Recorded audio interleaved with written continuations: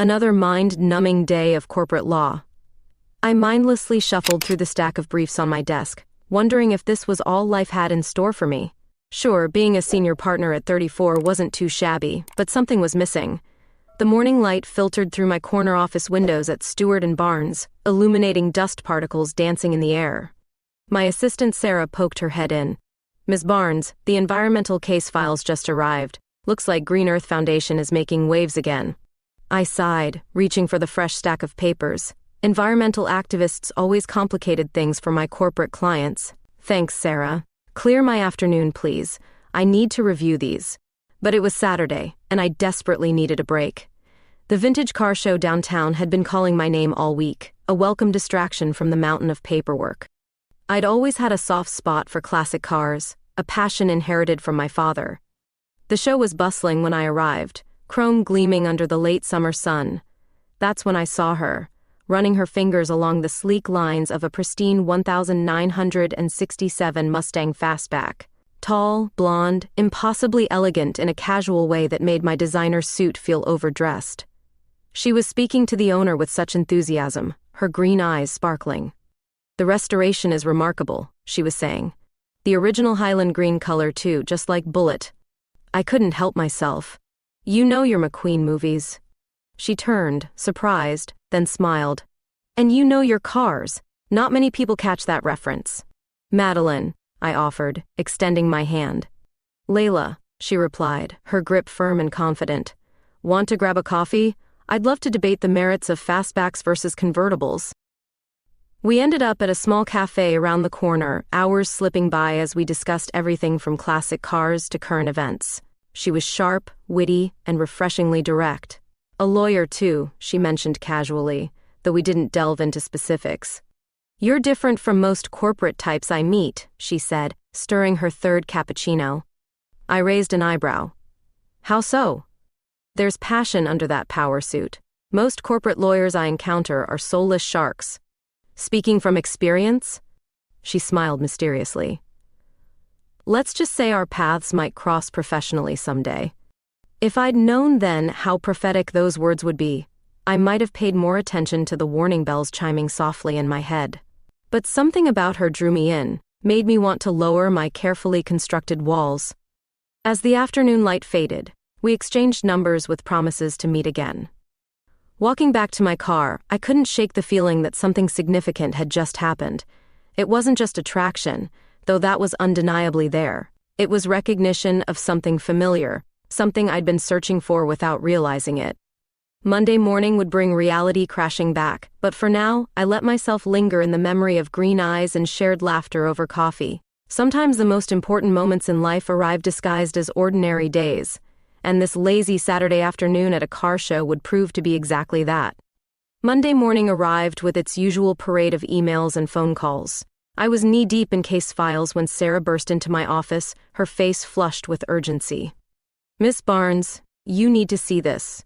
The Green Earth Foundation case. They've just filed their counsel of record." I glanced at the document, and my coffee nearly slipped from my grasp. There, in crisp black letters, Layla Green, lead environmental counsel.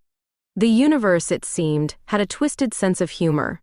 The next day, we faced each other across the courthouse steps.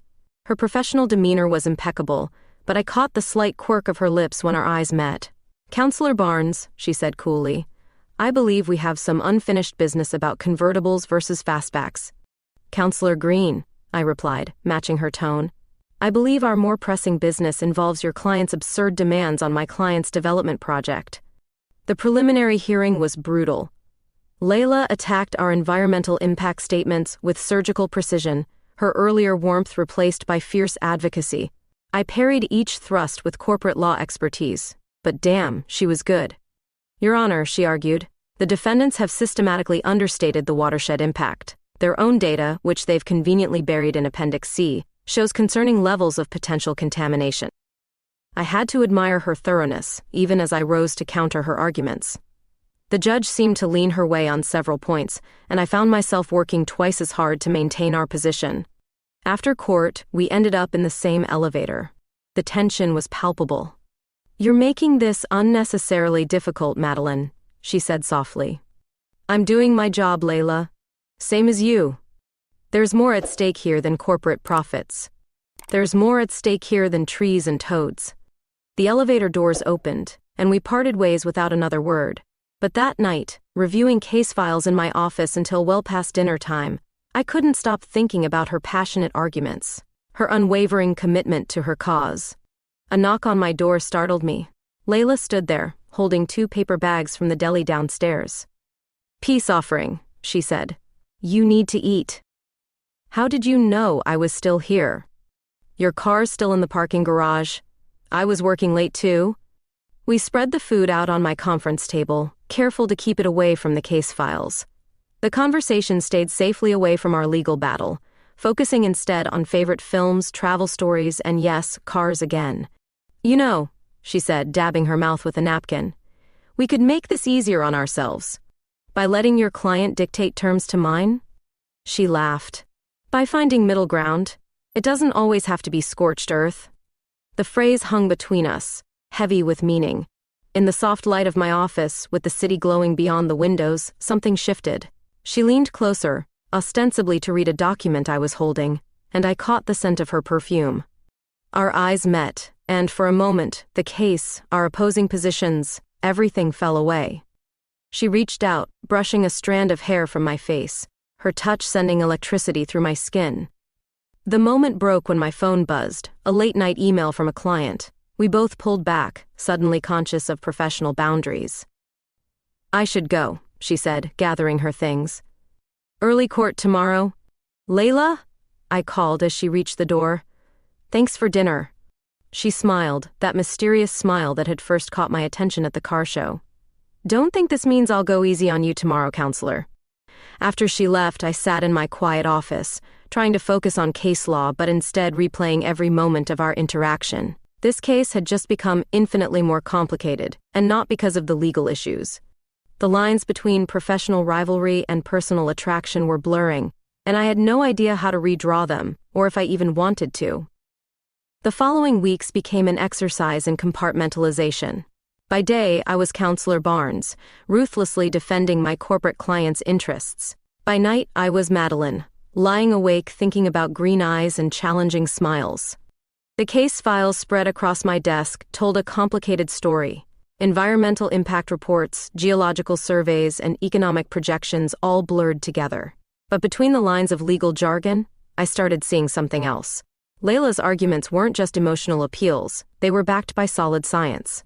"You're distracted," Sarah noted, dropping another stack of documents on my desk. "The senior partners are noticing."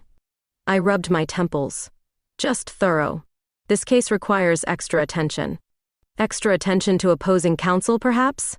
Sarah's knowing look made me uncomfortable. Before I could respond, my phone buzzed. A text from Layla, at Charlie's Coffee. "Saw someone with a '69 Charger in the parking lot. Thought of you." My heart shouldn't have jumped at 12 simple words on a screen. I shouldn't have grabbed my coat and headed for the elevator. But there I was, 15 minutes later, pushing open the door to Charlie's. Layla sat in a corner booth, 2 cups already on the table. "I ordered your usual," she said as I slid in across from her. "Black, no sugar, like your soul." "Funny," I replied, but took a grateful sip. "No charger in the parking lot. Got you here, didn't I?"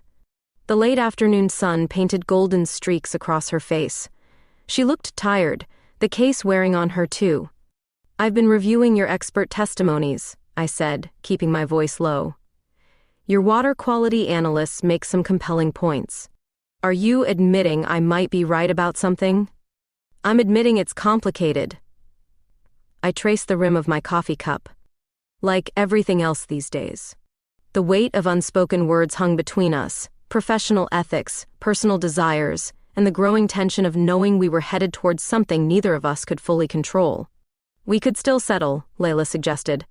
"Find a compromise that protects both interests. My client won't budge on the development footprint. And my clients won't accept the current environmental impact levels." She leaned forward. "But that's not really what we're talking about, is it?" Her directness caught me off guard. "What are we talking about?" "This," she gestured between us. "The fact that I can't focus on my briefs because I'm thinking about having coffee with opposing counsel. The fact that you showed up here today knowing it's probably inappropriate. Probably? I managed a weak smile. Definitely. She reached across the table, her fingers brushing mine. But I can't seem to care enough to stop. A sharp ring interrupted us, my phone demanding attention. Another crisis at the office, another deadline, another reminder of our complicated reality. I have to go, I said, standing reluctantly. I know. She looked up at me, those green eyes holding mine. But this conversation isn't over, Madeline. Back in my office, I tried to lose myself in work, but the files in front of me kept transforming into memories of our conversation. Every legal argument seemed to carry a double meaning. Every strategic decision weighted with personal implications. The sun set over Baton Rouge, painting the sky in colors that reminded me of blonde hair and afternoon light. I sat in my darkening office, case law open but unread on my computer screen, finally admitting to myself what I'd been trying to deny for weeks. This wasn't just attraction or a forbidden professional thrill. This was something deeper, more dangerous, more real. And for the first time in my carefully controlled life, I wasn't sure if I wanted to fight it or surrender completely. The case files sat accusingly on my desk, reminding me that whatever I was feeling, whatever was growing between us, would eventually have to face the harsh light of professional reality. But for now, in the gathering darkness of my office, I let myself remember the feeling of her fingers brushing mine, and wondered how much longer we could keep pretending this was just about the law. The courtroom felt like a pressure cooker as we entered the final phase of hearings. Outside, storm clouds gathered over Baton Rouge, matching the tension inside. My corporate clients sat stern-faced in the gallery, while environmental activists filled the opposite side, their quiet murmurs creating an undercurrent of anticipation. I rose to deliver our closing arguments, purposely avoiding Layla's gaze. Your Honor, the economic benefits to our community cannot be overstated. The development project will create thousands of jobs. Lightning flashed outside the courthouse windows as I continued, laying out our case with practiced precision. When I finished, Layla stood, her blonde hair catching the strange storm light. Counsel Barnes presents a compelling economic argument, she began, her voice steady. But at what cost? The watershed damage outlined in our expert testimony would be irreversible. Her passionate delivery made even my clients shift uncomfortably. I watched her command the courtroom, fighting my own internal battle between professional duty and personal truth. She was right, and I knew it. The judge called a brief recess before his ruling. As people filed out, the storm finally broke, rain hammering against the windows. I headed for the courthouse steps, needing air despite the weather. I stood under the portico, watching sheets of rain transform the street into a river.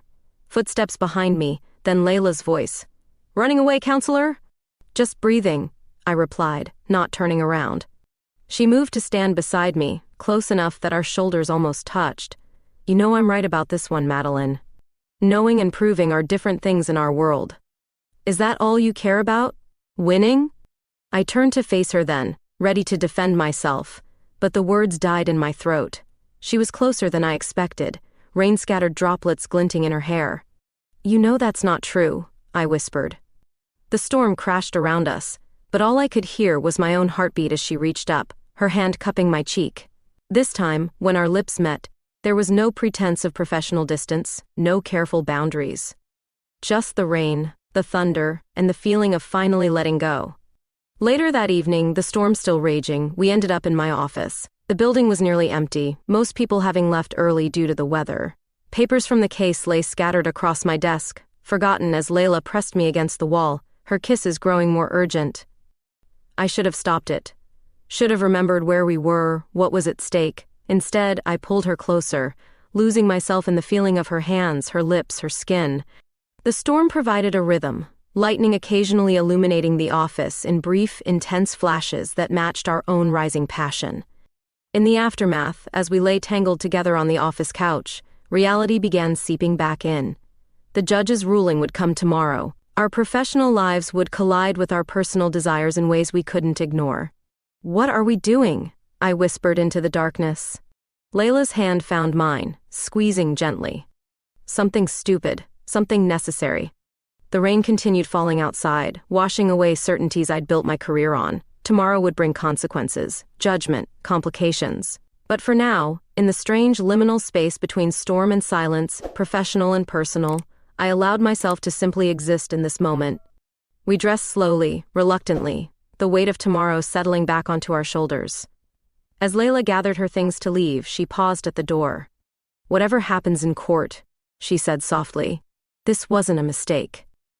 I watched her disappear into the rain-soaked night, knowing everything would change with the morning light.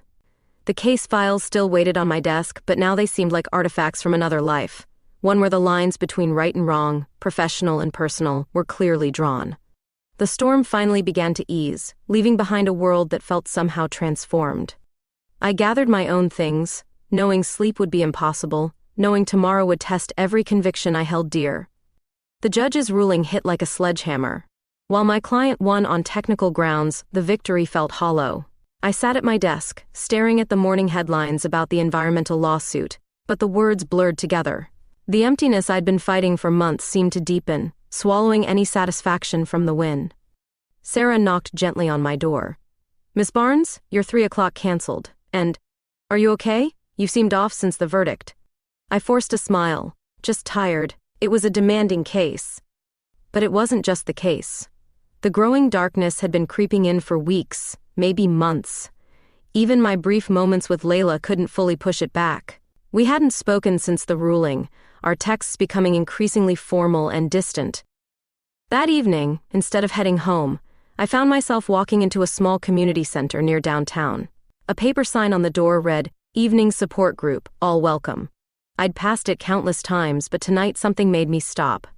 Inside, plastic chairs formed a circle under fluorescent lights. People of various ages sat quietly, some clutching coffee cups, others fidgeting nervously. A woman with kind eyes approached me. "First time?" she asked. "I'm Andrea, the group facilitator." I nodded, throat tight. "Madeline, I'm not sure why I'm here." "That's okay. Most people aren't, at first." I took a seat, trying to make myself invisible despite my designer suit and legal pad habit. As others began sharing their stories of depression and anxiety, I found myself remembering how I used to feel before the numbness set in. Then a familiar voice broke through my thoughts. "Hi, I'm Layla." My head snapped up. There she was, looking more vulnerable than I'd ever seen her, wearing jeans and a simple sweater instead of her usual courtroom attire. "I've been struggling with identity issues for years," she continued, not meeting my eyes. "Recently, some professional and personal challenges have brought everything to the surface again." The group listened supportively as she spoke about feeling trapped between expectations and authenticity. I sat frozen, hearing layers of meaning in her words that others couldn't possibly understand. When my turn came, I surprised myself by speaking. "I'm Madeline. Lately, I've been questioning everything I thought I knew about myself. My career, my choices, who I am versus who I pretend to be." After the meeting, we found ourselves in the parking lot, the autumn evening wrapping around us like a blanket. "How long have you been coming here?" I asked. 3 weeks, Layla replied. "Since right before the verdict. I needed somewhere safe, to be honest." "About what happened between us?" She shook her head. "About everything. My struggle with gender identity when I was younger, the pressure to fit into specific roles both professionally and personally, the constant feeling of performing instead of living." I leaned against my car, finally understanding something. "Is that why you fight so hard in environmental cases? Because it's something real? Something true?" "Partly," she admitted. "But also because it's easier than fighting the battles inside myself." She paused, studying my face. "Why did you come tonight?" "Because winning doesn't feel like winning anymore. Because I can't remember the last time I felt truly alive, except when I'm with you." The confession hung in the cool evening air. Around us, other group members were leaving, their car doors closing like punctuation marks in our conversation. "We're a mess, aren't we?" Layla said softly. "A professional, well-dressed mess," I agreed. She reached for my hand, intertwining our fingers. "Maybe that's okay. Maybe being a mess together is better than being perfect alone." We stood there in the darkening parking lot, 2 successful lawyers who had finally found the one case we couldn't win through careful argumentation, the case of our own hearts versus the world's expectations. "Same time next week?" she asked. I squeezed her hand. Same time next week? The community center's lights clicked off behind us. But somehow, the darkness felt less overwhelming than before. Sometimes healing starts in the strangest places, and sometimes the people we're running from are exactly the ones we need to run toward. The weekly support group became our anchor. Each session peeled away another layer of carefully constructed defenses we'd both built over the years. Watching Layla open up about her struggles gave me courage to face my own. Depression isn't weakness, Andrea reminded us during one session. Sometimes the strongest people carry the heaviest burdens. After group one evening, Layla caught up with me in the parking lot. I have an idea, she said, eyes bright with excitement. My family has a beach house near Gulf Shores. Weather's still decent. Want to escape for the weekend? The responsible answer would have been no. Instead, I heard myself say, when do we leave? That Friday afternoon, we headed south in Layla's vintage Mustang, windows down despite the autumn chill. The further we got from Baton Rouge, the lighter everything felt. No cases, no reputations to maintain, no carefully constructed personas. The beach house was a modest cottage. Weathered gray wood and wide windows facing the Gulf. Inside, the furniture was comfortable rather than flashy, family photos covering the walls. This place has been in my family for generations, Layla explained, dropping our bags. It's where I always came when I needed to breathe. We walked the beach at sunset, the sand cool between our toes. Layla told me about coming here as a teenager, struggling with her identity, finding peace in the constant rhythm of the waves. I used to think if I worked hard enough, achieved enough, the emptiness would go away, I admitted, watching the horizon paint itself in pinks and oranges. How's that working out for you? She teased gently. About as well as you'd expect. I picked up a shell, turning it over in my hands. But being here, with you, it feels different, real.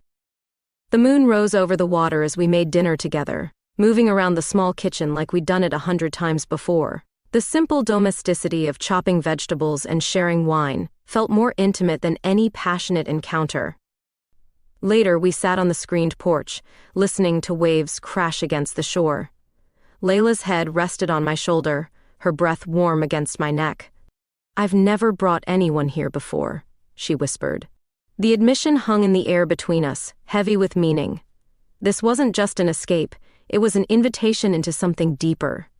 In the soft darkness of the beach house bedroom, our coming together felt different than that stormy night in my office. Slower, more deliberate, each touch an exploration and a promise.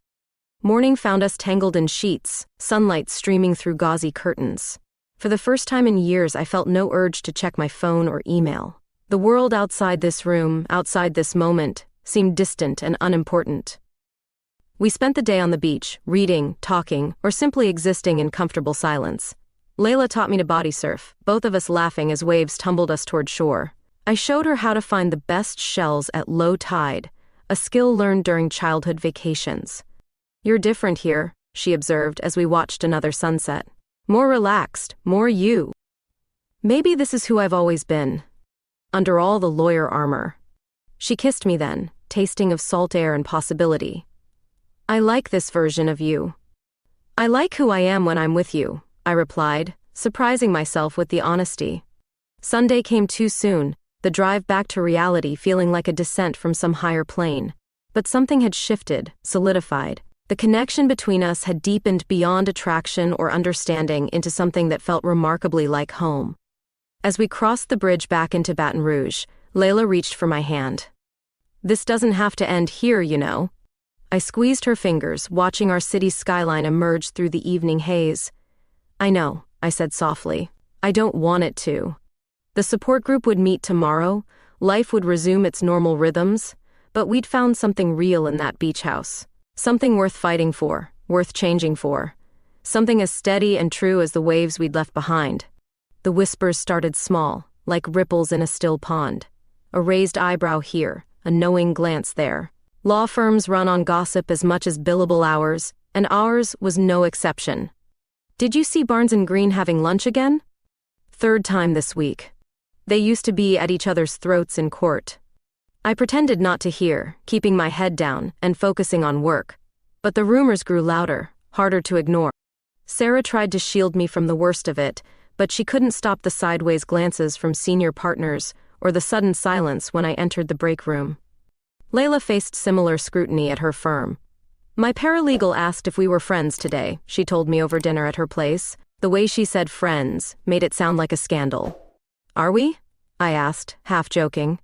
Scandalous? She leaned across the table, kissing me softly. Absolutely. Managing our relationship while handling high-profile cases became a delicate balance.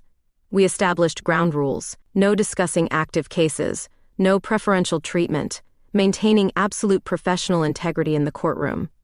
But people noticed the subtle changes, how we'd soften toward each other in negotiations, how settlement terms suddenly seemed more reasonable, how we'd occasionally arrive at the courthouse in the same car. The breaking point came during the legal charity gala. Every law firm in Baton Rouge attended, making it impossible to maintain our careful distance. Layla looked stunning in an emerald green gown that matched her eyes, and I couldn't help staring. "Dance with me," she whispered during a quiet moment. "Everyone's watching. Let them watch." The band played something slow and jazz-like. As we moved together on the dance floor, the room seemed to fade away, until someone cleared their throat nearby. Madeline. It was Richard Stewart, the firm's founding partner. A word? In his office the next morning, he didn't mince words. "Your personal life is your business, but this firm has a reputation to maintain. My relationship status doesn't affect my work quality. No?" He slid a file across his desk. "Your billable hours are down 15% this quarter. I've been more efficient with my time. You've been distracted." He leaned back, studying me. "The Campbell merger needs full attention, no distractions." I stood, anger rising. "With all due respect, sir, I can handle both my personal and professional responsibilities." Layla was waiting in my office when I returned. "Similar conversation with my partners," she said without preamble. "Apparently, I'm compromising the firm's integrity." I closed the door, leaning against it. "What do we do?" "We could hide it better. Be more discreet." "Go back in the closet, you mean?" She shook her head. "I won't do that. Not again." That evening, we attended a fundraising dinner for the Environmental Law Association. As we entered together, heads turned, whispers followed. But something had shifted in us. We were done hiding. When Layla took my hand during the keynote speech, I didn't pull away. When she kissed me during the dessert course, I didn't check to see who was watching. "You know, this changes everything," I said later, as we walked to her car. "Everything already changed," she replied. "We're just finally admitting it." The next morning, my inbox filled with emails about our public display. The partners scheduled an emergency meeting. My secretary looked worried. But for the first time in my career, I felt completely certain about something. Layla was worth any professional consequences. We'd built our reputations on fighting for what we believed in. Now we were fighting for us. As I prepared for the partners' meeting, Layla sent a text. "Remember, we faced worse opponents in court. At least these ones can't file motions against us." I smiled, straightening my spine. Let them talk, let them whisper. We'd earned our places in this profession through hard work and dedication. If they couldn't handle seeing us happy together, that was their problem, not ours. The whispers would continue, but they'd lost their power to hurt us. We'd found something real, something worth protecting. And if there's one thing lawyers know how to do, it's protect what matters. The invitation to my parents' Thanksgiving dinner sat on my desk like a ticking time bomb. Mom's elegant handwriting asked if I'd be bringing anyone special this year. She had no idea how loaded that question was. "You don't have to come," I told Layla as we discussed it over breakfast. "My family can be intense." "They're going to find out eventually," she replied, squeezing my hand. "Better from us than through the legal grapevine." The drive to my parents' suburban home felt longer than usual. My father, a retired judge, had always been proud of my legal career. Would that pride survive this revelation? Mom opened the door with her usual enthusiasm, but I noticed her smile falter slightly when she saw Layla. "Oh, you brought a colleague?" "Actually, Mom, Layla is my partner." The word hung in the air like frozen breath. Dad looked up from his newspaper, face unreadable. My sister Caroline's eyes widened, but she recovered quickly, offering Layla a warm smile. Dinner was excruciating. Mom filled every silence with nervous chatter about neighbors and church events. Dad barely spoke, cutting his turkey with military precision. Finally, he cleared his throat. "So Layla, you're the environmental lawyer who opposed Madeline in the watershed case?" "Yes, sir." "Interesting career choice, defending tree huggers instead of corporate interests." I felt Layla tense beside me. "I believe in protecting what can't protect itself, Your Honor. Something you often advocated from the bench, if I recall your ruling in the Louisiana wetlands case of 2008. Dad's eyebrows rose slightly. He'd always appreciated legal knowledge. But Mom wasn't finished processing. "Madeline, honey, what about Thomas from the club? His mother says he's still single." "Mom, stop. I'm with Layla. This isn't a phase or a rebellion. But your career, your future, is exactly where it should be," I interrupted. "With someone who challenges me to be better, both professionally and personally." The tension broke when Caroline knocked over her wineglass, creating a welcome diversion. As we cleaned up, she whispered, "I think you're brave. And Layla seems amazing." Later, in the kitchen, I overheard Mom and Dad arguing in hushed tones. "She's throwing away everything we worked for," Mom hissed. "She's one of the best lawyers in the state," Dad replied. "That hasn't changed." The drive home was quiet until Layla said, "There's something I need to tell you." She pulled into a park, killing the engine. "My family history, it's complicated." In the darkness, she told me about her own struggles with identity, about parents who'd chosen their reputation over their daughter's happiness, about years of therapy and self-discovery. "They haven't spoken to me in 5 years, she finished. "Not since I finally decided to live authentically." I reached for her hand in the darkness. "I'm so sorry." "Don't be. It taught me what I won't compromise on anymore." She turned to face me. "But you should know what you're getting into." "My past. It comes with baggage." "We're lawyers, Layla. We're used to carrying heavy briefs." She laughed despite herself, then grew serious again. "Your family might come around, mine didn't." "Then we'll build our own family," I said, surprising myself with the certainty in my voice. "With people who accept us as we are." The moonlight filtered through bare branches, casting shadows on her face. "You're sure about this? About us?" Instead of answering, I kissed her, trying to pour everything I couldn't say into that one gesture. When we finally broke apart, the car windows were fogged, and some of the weight seemed to have lifted from her shoulders. We drove home through the quiet streets of Baton Rouge, past houses bright with early holiday decorations.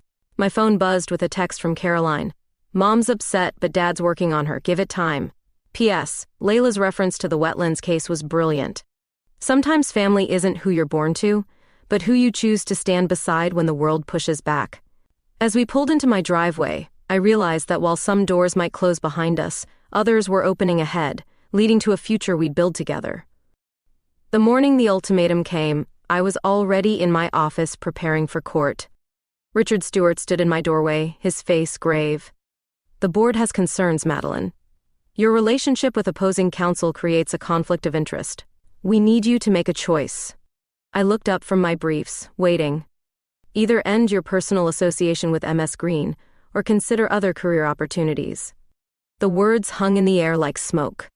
10 years I'd given to this firm, building my reputation, sacrificing personal life for professional success. Now they wanted me to choose between my career and my heart. "I'll need time to consider my options," I said carefully. "You have until the end of the week."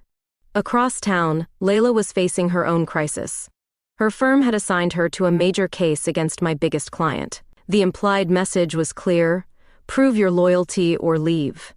We met for lunch in a quiet cafe far from the legal district. "They're testing us," Layla said, stirring her untouched coffee. "Seeing if we'll crack under pressure." We knew this might happen. I reached across the table, taking her hand. "Question is, what do we do about it?" The answer came to me during a late-night review of case files. I was reading through old environmental impact statements when something clicked. "What if we stopped fighting each other?" I said to Layla over the phone, "and started fighting together?"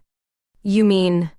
"Our own practice, environmental corporate law, specializing in sustainable development, using both our expertise to find real solutions." The silence on the line stretched for a moment. "That's either brilliant or crazy." "Maybe both," I admitted. "But think about it. How many cases have we fought where a compromise could have benefited everyone? We could bridge that gap. The next few days became a whirlwind of planning. We researched office spaces, drafted business plans, and started quietly reaching out to potential clients who might appreciate our unique perspective. Sarah caught me boxing up my office late one night. "So the rumors are true? You're leaving? Want to come with us? We'll need a damn good legal secretary." Her face lit up. "When do I start?"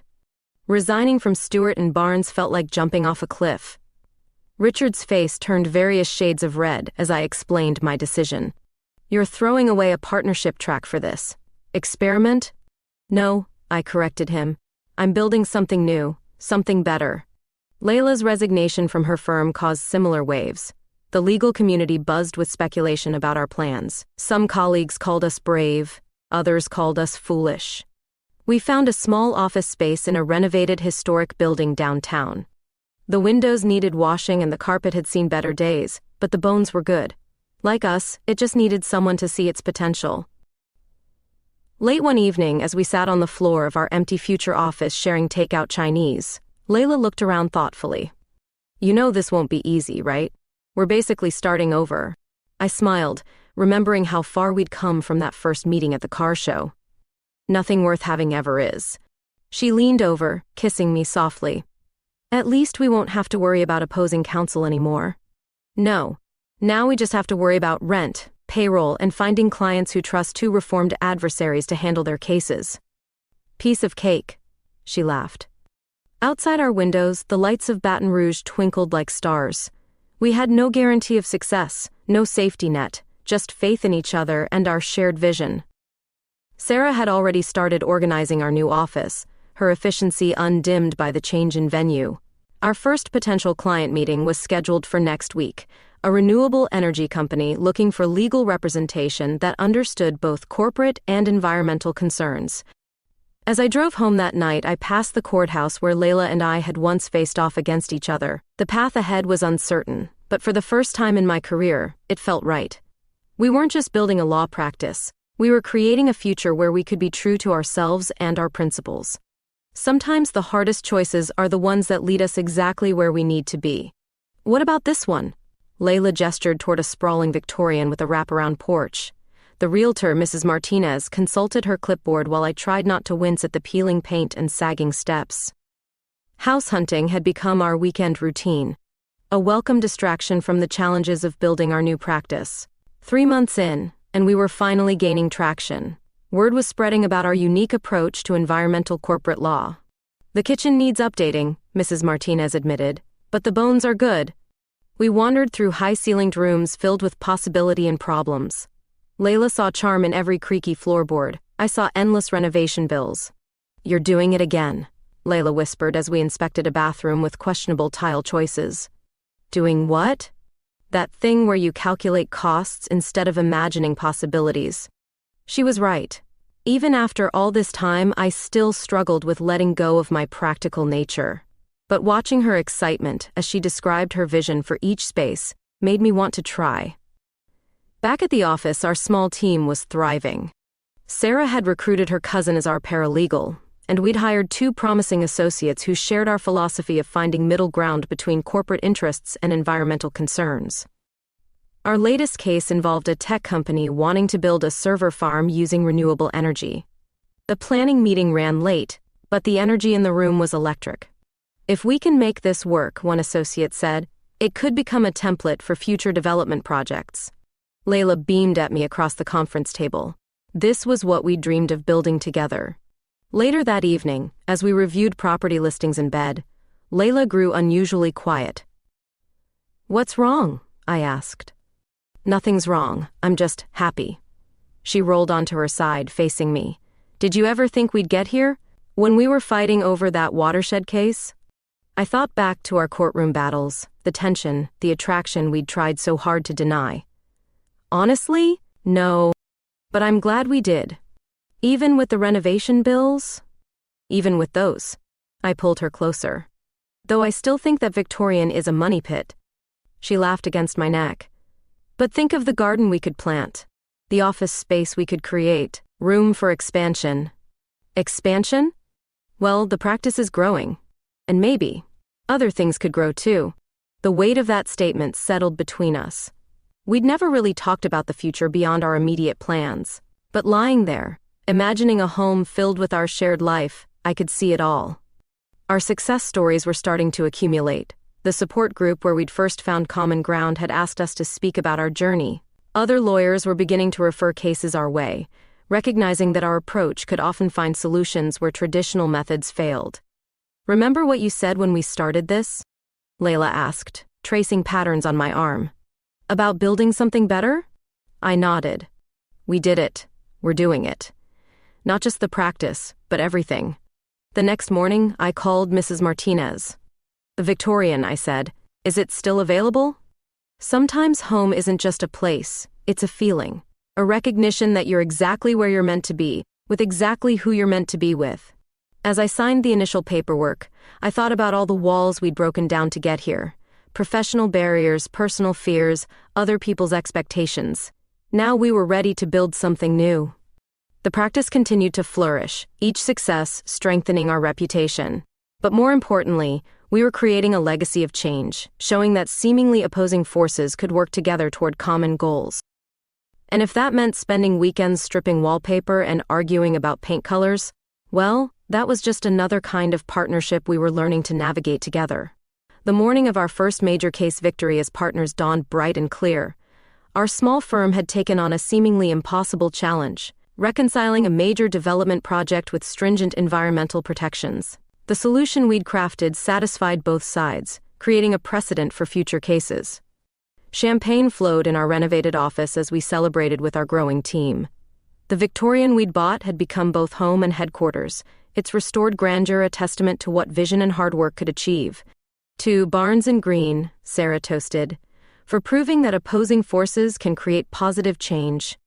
Later, after the team had gone home, Layla and I sat on our porch swing, watching the sunset paint the sky in familiar colors. "Remember the watershed case?" she asked. "When we were enemies? Were we ever really enemies?" I smiled, thinking back to that first meeting at the car show. Speaking of which, I have a surprise for tomorrow. The annual vintage car show had returned to Baton Rouge. This time, we walked through it hand in hand, no pretense needed. The same '67 Mustang Fastback that had first brought us together was there, its owner remembering us from that day. "Still arguing about fastbacks versus convertibles?" he asked with a knowing smile. "Some debates never end," Layla replied, squeezing my hand. We stopped near the Mustang, the afternoon light playing across its chrome just like that first day. That's when I dropped to one knee, pulling out the ring I'd been carrying for weeks. "Layla Green," I said, heart racing but voice steady, "you challenged everything I thought I knew about myself, my career, my life. You showed me that the greatest victories come not from fighting against something, but for something. Will you marry me?" Her yes was interrupted by applause from the gathering crowd, including some familiar faces from the legal community who'd come around to support our unconventional partnership. That evening, we hosted an impromptu engagement celebration at our home. The Victorians' rooms echoed with laughter and congratulations. Even my parents came, Mom fussing over ring details while Dad discussed environmental precedents with Layla. Sarah organized an engagement party at the office, complete with a cake decorated with scales of justice and wedding bells. Our staff had become family, each contributing to the success we'd built together. As we prepared for bed that night, Layla paused by the window. "Did you ever imagine this future, back when we were opposing counsel?" "No," I admitted, wrapping my arms around her waist. "I was too busy trying not to fall in love with you." "How'd that work out?" "About as well as your attempts to hate me for representing corporate interests." She turned in my arms. "We've come so far." Indeed we had. From adversaries to allies, from hiding to living openly, from fighting against each other to fighting for our shared vision. The next morning, we were back in court, presenting another innovative solution to a complex case. But now we stood together, our combined strength greater than our individual parts had ever been. Life wasn't perfect. We still faced challenges, both personal and professional. But we faced them together, proving that love could bridge any divide, heal any conflict, create something beautiful from opposing forces. As I watched Layla present our arguments to the judge, I thought about all the cases yet to come, all the battles we'd fight side by side instead of against each other. The future stretched out before us, full of possibility. Sometimes the greatest love stories aren't about perfect matches, but about perfect opposites finding their way to each other. Layla and I had started as adversaries, become allies, and finally partners in every sense of the word. And there, in the same courtroom where we'd once faced off against each other, we were writing a new chapter in our story. Together.